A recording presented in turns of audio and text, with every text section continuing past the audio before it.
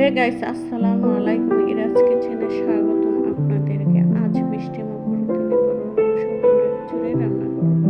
প্রথমে আমরা মুগ ডালগুলো ভেজে নেব। এরপর চাল ডালের উপকরণগুলো ধুয়ে পরিষ্কার করে নেব। এরপর পাতিলে আমরা পেঁয়াজ কুচি এবং পরিমাণ মতো তেল দিয়ে দিব।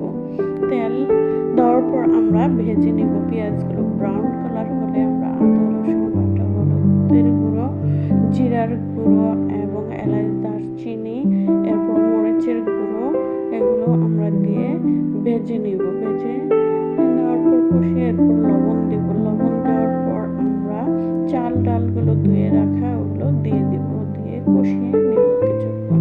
কষানোর পর আমরা পানি অ্যাড করে দেব। অ্যাড করার পর আমরা এটাকে ঢেকে দিব। নেড়ে চেড়ে ঢেকে দেব। ঢেকে দেওয়ার পরেই তো আমাদের খিচুড়ি হয়ে গেছে, রান্না করা হয়ে গেছে, রেডি।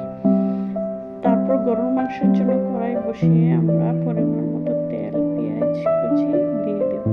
দিয়ে আমরা নেড়ে চেড়ে ব্রাউন কালার করে এরপরে আমরা হলুদ গুঁড়ো, লবণ, মরিচের গুঁড়ো অ্যাড করে নেব। আদা রসুন বাটা দিয়ে দেব। এরপরে আমরা মশলাটা কষানোর জন্য একটু পানি অ্যাড করে নেব।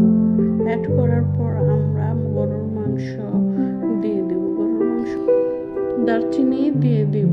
দারচিনি দেওয়ার পর আমরা গরুর মাংসটা কষিয়ে আলু অ্যাড করে নেব।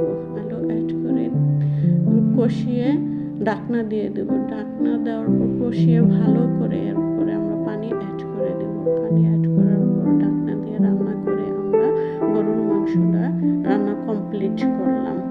এবং হে গাইস, আমার রান্নাটা কেমন হয়েছে আপনারা কমেন্টে জানাবেন।